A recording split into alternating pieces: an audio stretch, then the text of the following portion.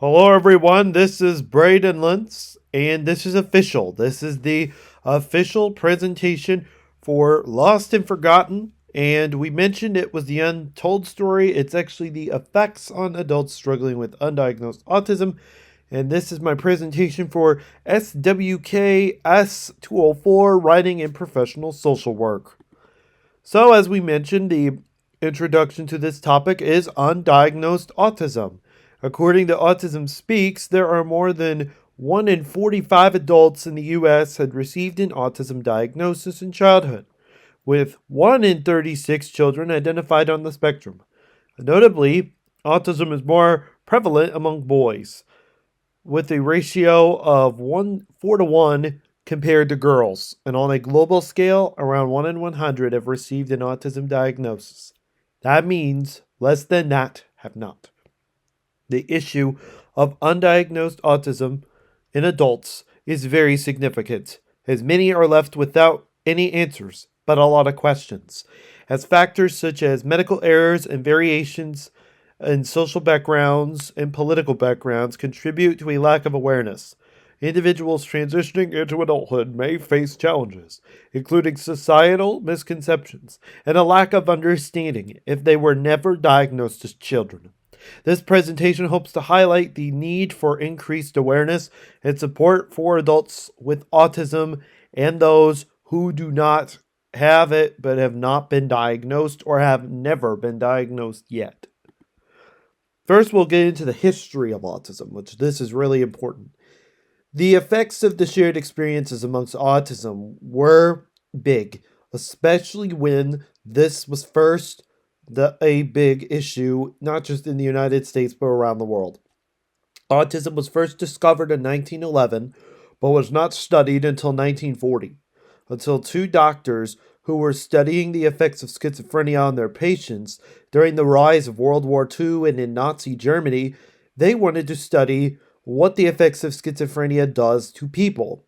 And one of those illnesses that they found throughout their studies contributes to the term schizophrenia, which was later taken out of context, and autism was later switched to being diagnosed as a spectrum disorder in the 1980s.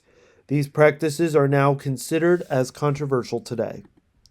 This has big implications for everyone involved, not just for those who are not diagnosed with autism, but for those that are. This continuous topic has been debated within the medical community since the two doctors who founded autism and labeled it as autism spectrum disorder related to schizophrenia were Dr. Leo Kanner and Dr. Hans Asperger, who aspired the name Asperger's in the early 1940s.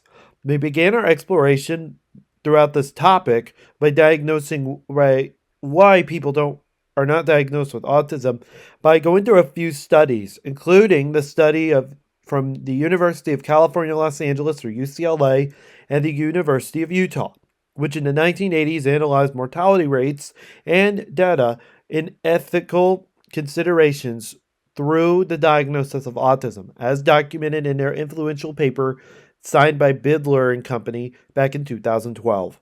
Their research focused on individuals with respiratory failure and other medical issues that were often overlooked by nurse practitioners and practitioners. To round out our discussion, we reviewed other literature on the risks of diagnosing autism, which we will get to in a bit, and the treatment that gaps have in such areas, including rural communities, emphasizing the challenges faced by individuals in these areas due to insufficient diagnostic resources, along with therapeutic options, and the need to eliminate state hospitals. This discourse highlights the negative consequences of misdiagnosing autism, as emphasized throughout this topic, and it can be considered by many as a global health threat. Those who are undiagnosed with autism spectrum disorder due to technological, societal, and generational impacts leave a lot of questions unrested.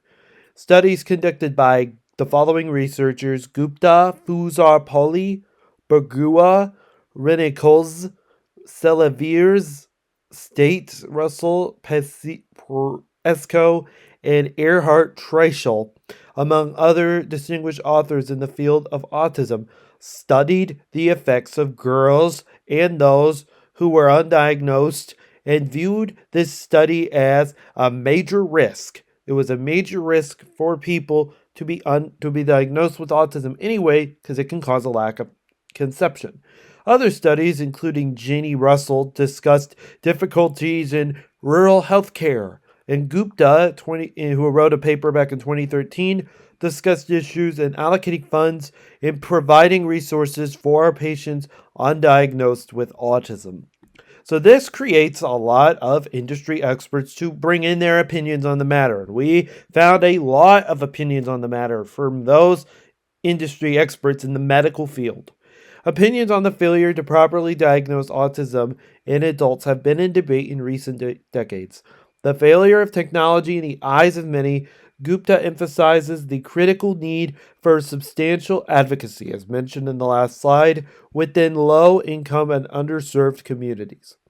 Similarly, Meredith Goldberg Edelson articulates a compelling argument that societal acknowledgement of the reality of sexual abuse experienced by individuals can blur the lines of whether someone has autism or not. She warned that failure to recognize this issue may lead to confusion among law enforcement and social service professionals, which could be detrimental to the healing process of those who may have been undiagnosed with autism. This situation fosters a lack of trust, which is vital in autistic children. As we've mentioned, this is one of our solutions. But in conclusion, it is a legitimate and multifaceted condition that manifests different ways in each individual. However, the shared experiences of those on the spectrum render from person to person. From the historical context of Asperger's syndrome to advancements in treatment in both physical and mental capacities, I believe, and many others believe, individuals with autism need to excel in diverse fields.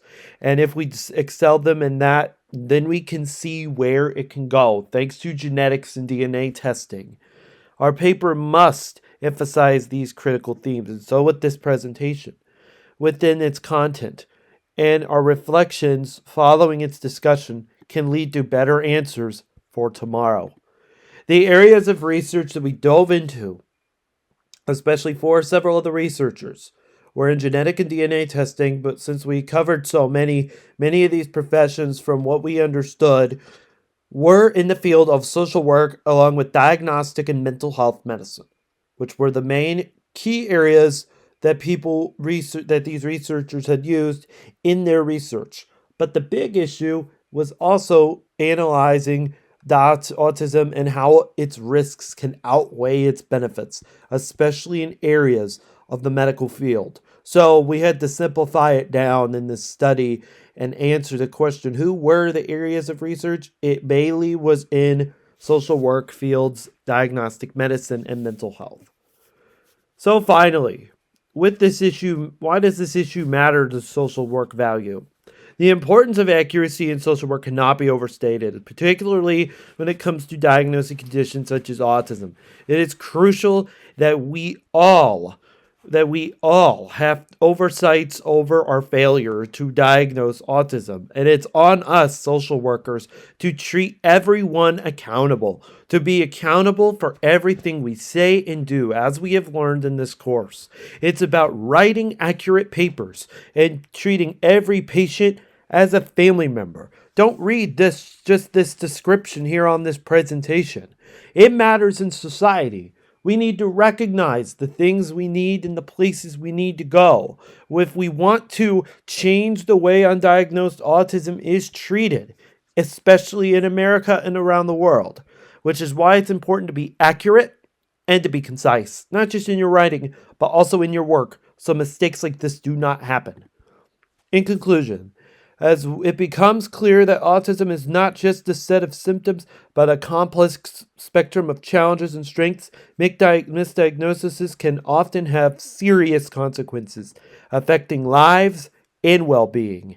Along with this, we can expand our knowledge into the stigma that is autism spectrum disorder and help create others who were undiagnosed become diagnosed. The last slide is reflection in APA format citations. And I thank you so much for listening to this presentation. It's been a great semester being with everybody in this course. And I thank you very much, and I hope you have a good day.